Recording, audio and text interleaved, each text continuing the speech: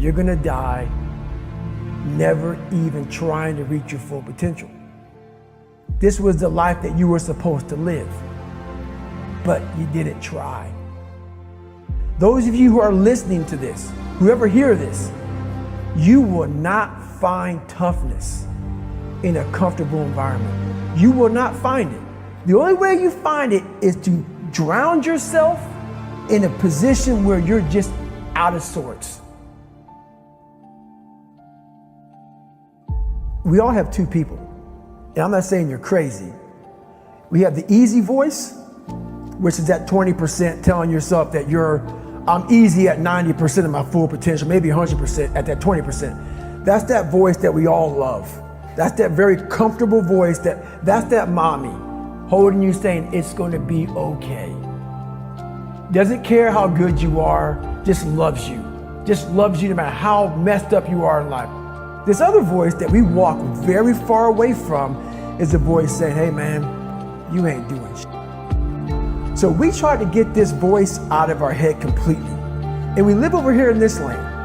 So what you have to do first is turn up this voice over here. The voice saying things to you that aren't nice. That it's in our head saying, you know what man, dude, you're not doing shit. And it's not putting yourself down. People take this the wrong way in this new society. I'm not saying to put yourself down. I'm saying listen to the truth.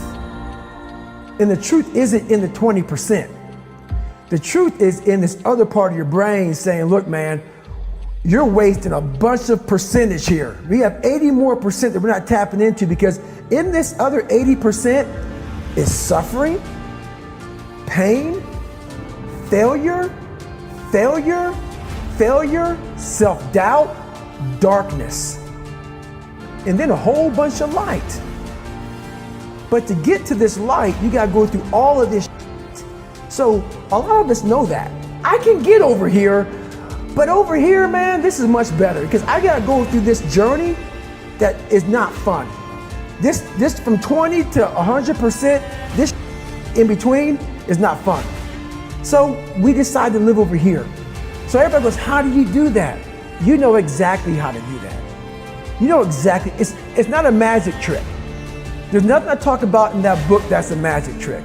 It's all back down to a very primitive mindset of we just have to do. It's like breathing. Breathing becomes normal. Like we didn't know that we're doing it. That's how you have to live your life. When that alarm clock goes off at 4 or 5 in the morning, your mind says no. You just say, this is what we do. It's what we do now. Because to get to where you want to go, the amount of pain involved, I'm not saying physical, I'm not saying you got to break yourself off.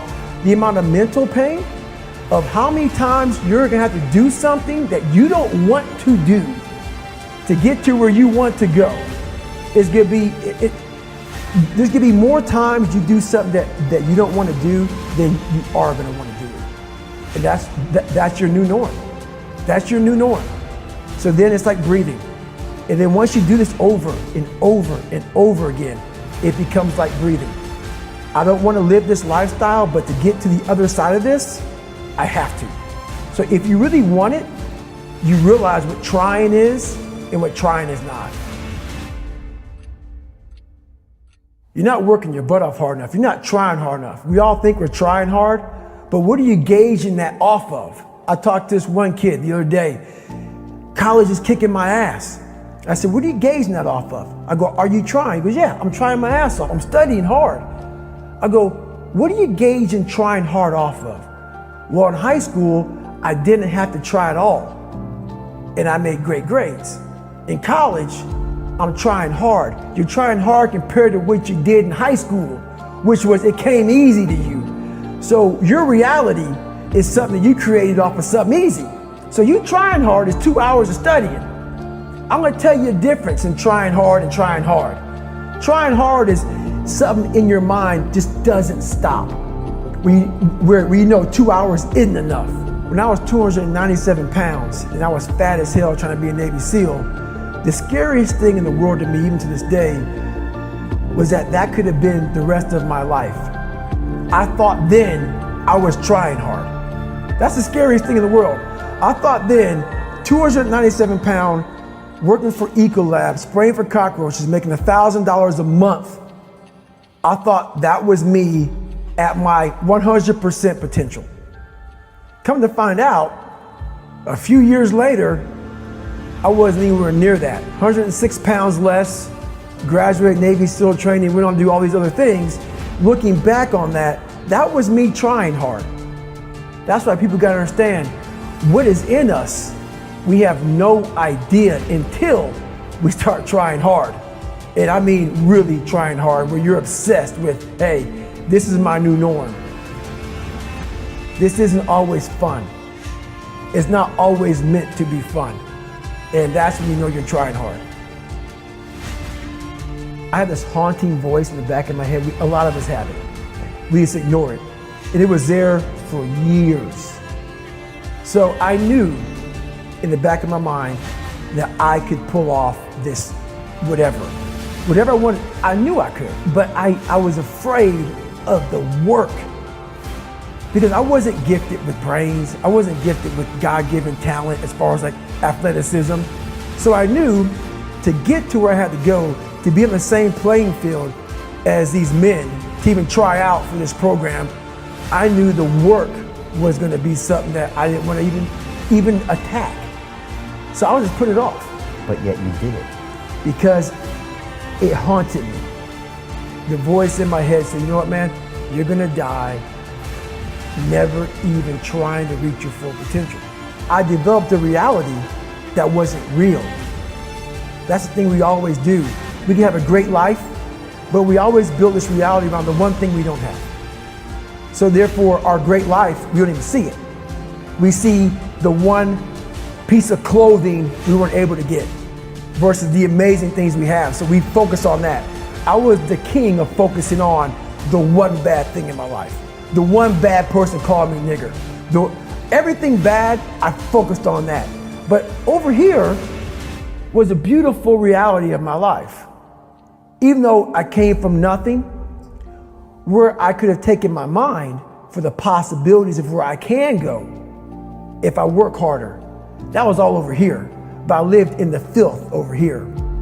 This was the life that you were supposed to live, but you didn't try. Just by going to war with myself every day and putting these challenges and these goals and these obstacles, these insurmountable obstacles. So it wasn't about losing 106 pounds.